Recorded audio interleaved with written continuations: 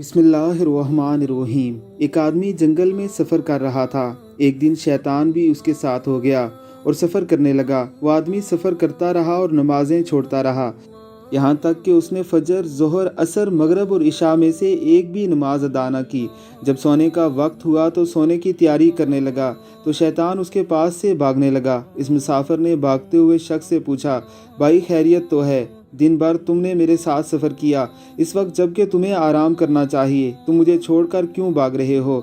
उसने जवाब दिया कि मैं शैतान हूँ। मैंने ज़िंदगी में एक बार अल्लाह की नाफरमानी की तो रांदाए दरगाह और मलून हो गया।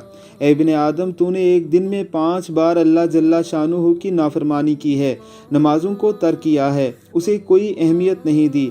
मुझे डर लग रहा है कि तेरी नाफरमानियों के सबब कहीं तुझ पर अल्लाह का अजाब ना आ जाए और तेरे साथ रहने के सबब कहीं मैं भी उस अजाब में मुब्तला ना हो जाऊं, इसलिए मैं तुम्हारे पास से भाग रहा हूं।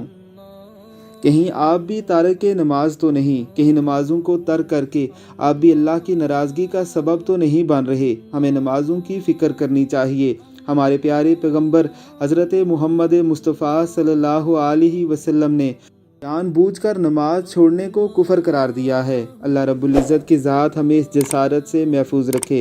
आमीन सुम आमीन।